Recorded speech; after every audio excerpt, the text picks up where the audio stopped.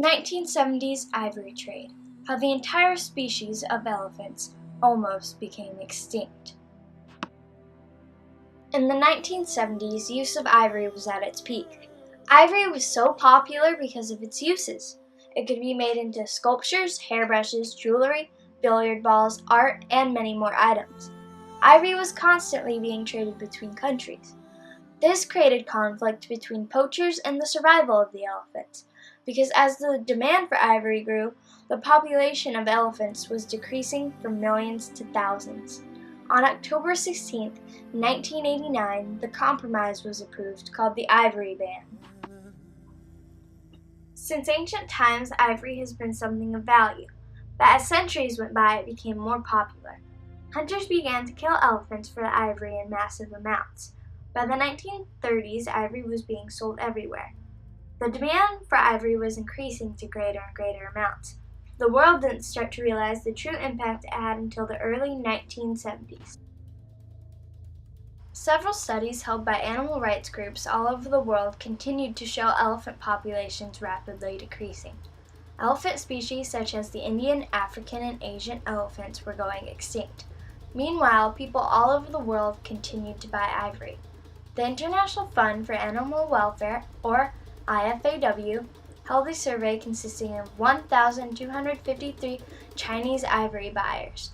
They found that of these Chinese ivory buyers, 70% believed that xingya, meaning elephant's teeth in Mandarin, was actually just elephant's teeth. They believed that it just fell out of an elephant's mouth and grew back.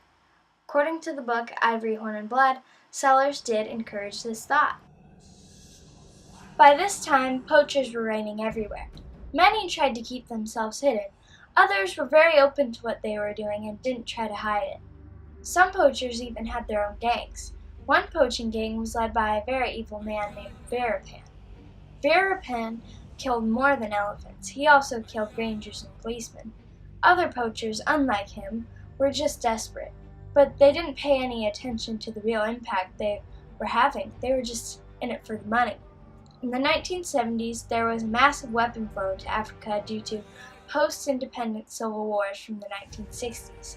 This gave poachers a huge advantage because there was now more weapons to use for killing elephants. But whenever there is bad, there must be good.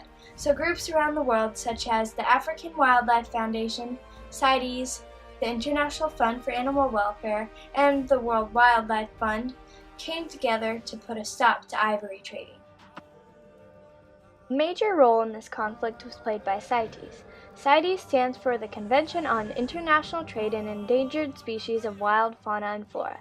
CITES worked hard to create laws and regulations for wildlife conservation.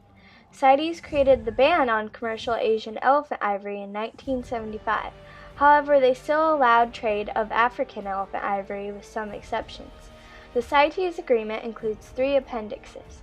Appendix 1 focuses on the world's most endangered species, and trade for these species is completely banned. Appendix 2 includes species in which aren't endangered but need moderation in their trade. Appendix 3 is for species that need moderation of trade in only one country. CITES was the whole reason there was ever a compromise to the ivory world. People knew something needed to change. Richard Leakey, animal rights activist, states, "I felt we've got to do something dramatic, that if you can bring world attention to the problem facing elephants, you can stop it." Richard Leakey also is the director of the Kenya Wildlife Service. He did end up doing dramatic things and sticking to his word. He even convinced the president of Kenya to publicly burn all of their accumulated ivory. And it was riots like this that led to the main event.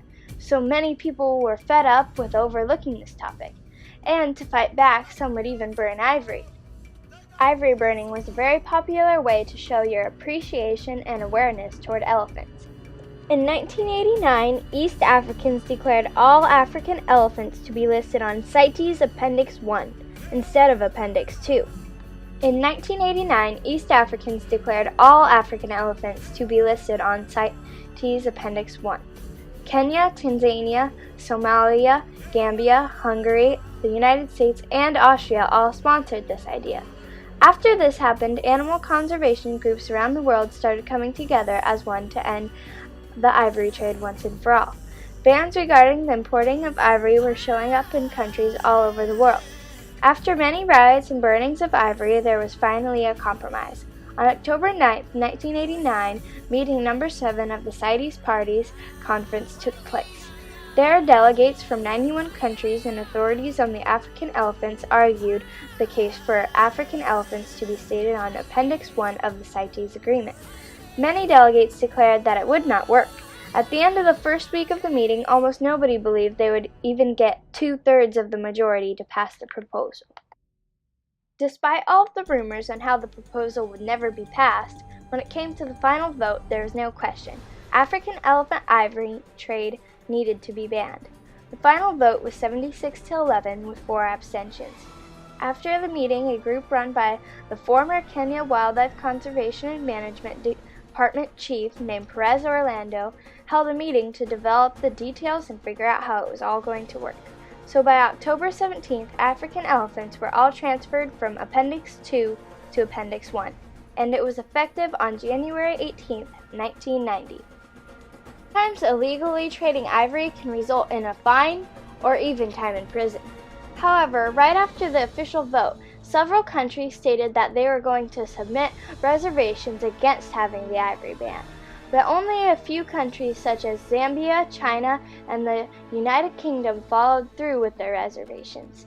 These 3 countries wanted to permit Hong Kong to at least sell off all of its leftover ivory stocks. Of course, none of these countries were able to stop the uprising ivory ban that is still in place today. In only a short amount of time, ivory prices declined to even only $2 per kilogram. In a few months, ivory production fell by 2/3. Not very many people were brave enough to keep poaching and/or selling ivory now that it was officially illegal. And the number of ivory craftsmen dropped from about 2,200 to less than 300 within a little over 10 years. All over the world, people with their leftover stocks of ivory were befuddled with what they should do with it, because it was now illegal to sell any more ivory. Many didn't even realize how essential elephants are to environments. Therefore, they didn't understand why the ivory ban was so important. Elephants are considered a keystone species. They are a keystone species because they clear trails, dig watering holes, and even dig cave systems. Without elephants, the environment would never be the same. Also, studies show elephants prevent desertification. Desertification means the process by which fertile land becomes desert, typically as a result of drought, deforestation, or inappropriate agriculture, and elephants help prevent this. If elephants ever went extinct, it would cause lack of biodiversity as well. When there is less diversity between animals and plants, it causes changes in the food chain. This can cause other animals to become extinct, and problems for the communities that rely on these animals for food, clothes, or shelter. Though the ivory ban had a positive impact, this conflict is continuing on today. The compromise was enough to keep the elephants alive and keep laws in place. If the elephants were completely gone, there's a solid chance there could be changes we didn't anticipate. But since they are not gone, and hopefully they never will be, we do not know exactly what would happen if they went extinct. In the end, the ivory ban stopped the elephants on the road to extinction. This problem is still going on today, but it is not near as bad as it used to be. Elephants are still roaming the earth. Also, people are people, and some people like to break the rules. We can't change that. The ivory ban made it so the people who do break the rules have a price to pay. Rather than just letting them be free to kill elephants, at least there is now a punishment for the people who do wrong. Poaching was a serious crime, and always will be, but now because of the ivory ban, we can stop it.